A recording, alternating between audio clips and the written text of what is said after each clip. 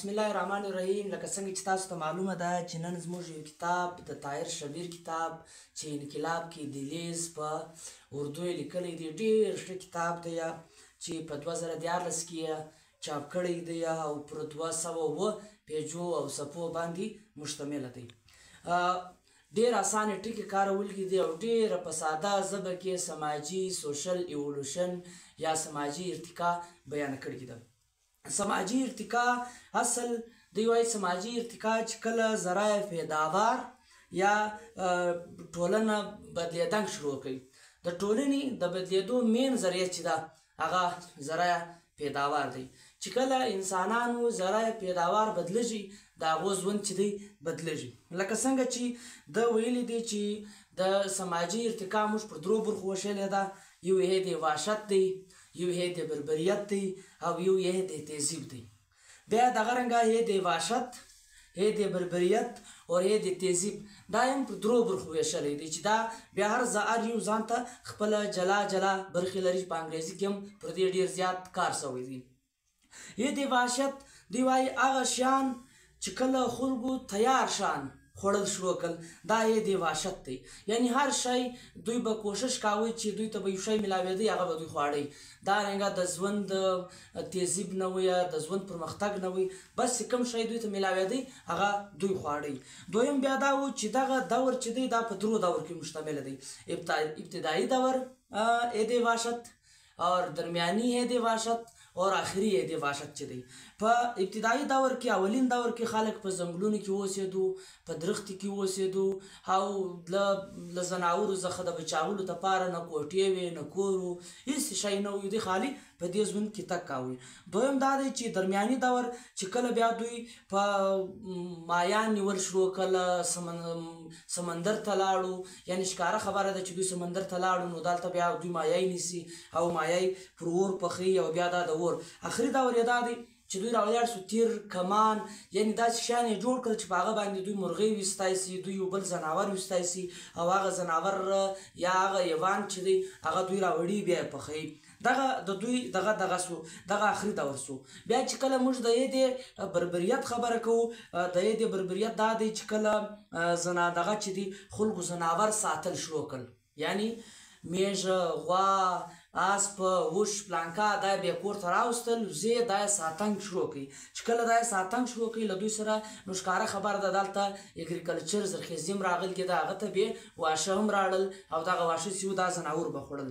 بیا دغه یې د بربریت چې دی دا پر درو دغه باندې مشتمله دی، پر ابتدایي یې د بربریت، درمیاني یې د بربریت اور آخري یې د بربریت. دا عید چې دی د دې ابتدایي دور چې دی دا خلک راولاړ شو له ښاره څخه. یعنې اوس مثال کې دوی خو په هغه دور کې مایع پیدا کړي، په دا دور کې به دوی راولاړ شو دغه مایع ته پخولو دپاره بیا له ښارې څخه یو لوښی جوړ کړي، برتن بیا جوړ کړي چې په انګریزي موږ نوستل ورته یایو، هغه بیا جوړ کړي، پوخ کې بیا دا شیان پخول. دریم دور دا وي چې خلک څه چې د مشرق په خوا ته لاړو هغو حیوانان ساتل شروع کړل، او چې د مغرب په خوا ته لاړو هغه له درختو، له ځنګلانو سره، له بټۍ سره او له نورو سره دغه چې دی دا شی. آخري دور دا خلک راولاړ سو، اوسپنګ یې ایجاده کړه. چې اوسپنګ یې ایجاده کړه، اوسپنګ ویلول یې شروع کړل، اوسپنګ جوړول یې پیدا کړل، یعنې اوسپنه راکشل یې ایجاد کړل. چې کله دا شیان د دغه رالو دا د هې د بربریت هغه بهترین دور دی. ښکاره خبره ده چې اوسپنګ راله نو دا شیان چې کله جوړ شوي دي دا د اوسپنګې کمال دی. لکه موږ چې د انډسټریل ریولوشن خبره کوو، د انډسټریل ریولوشن هم مین مقصد دا دی چې دا خلک چې دي د اوسپنګې یا سټیم انجن چې ده هغه پر مخ لاړه. بله خبره بیا موږ دا کوو چې کله موږ دغه دور خبره کوو، په دغه دور کې د لیک لوست کنسپټ هم راغلی او خلک د لیک لوست سره هم عادت سو. نو ښکاره خبره ده چې اوسپنګ راغله، بیلچه راغله، کولنګ راغلی، انسانانو کار و کرونده شروع کړه، کرل یې شروع کړل، شیان یې سره سمول شروع کړل. بیا آخري یې د تهذیب یعنی د سیویلایزیشن دوره رسېده، د تهذیب دوره رسېده. انسانانو پر مخ تګ وکړي، یعنې انسانانو پر مخ څرنګه تګ وکړي چې د قدرت کومې شتمنۍ دي، د قدرت کم نیچرل خدای پاک چې موږ ته کم نیچرل ریسورسز راکړي دي له هغو یې فایده واخیسته.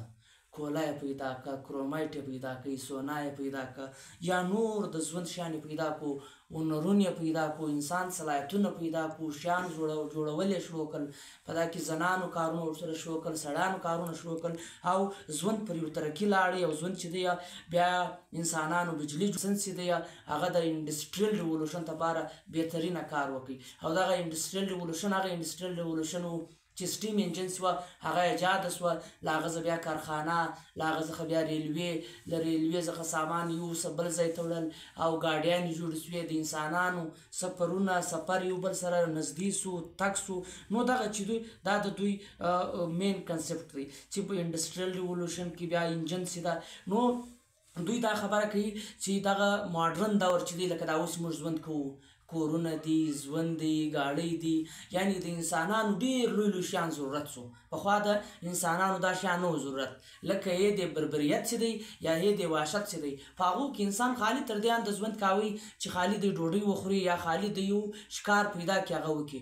خو لیکن دلته دوی راولاړ سو، دوی د ډېر بلا شیانو ترقي وکړه، ژوند یې نوی بوتی. بیا ځینې دانشوران، ځینې لیکوالان دا وایي چې د دې ماډرن دور بعد به انډسټریل دور شو، دغه د پوسټ ماډرنیزم شو کېږي. خو لیکن خلک دا وایي چې نه، دغه د تهذیب چې دی دا به پرمختګ کوي، دا به نور ښایستوالی راځي. پوسټ ماډرنیزم یا د ماډرنیزم بعد داسې هېڅ دغه نه راځي، دغه تهذیب چې دی دا به پرمختګ کوي. نو ستاسو یې کور ودان چې له موږ سره مو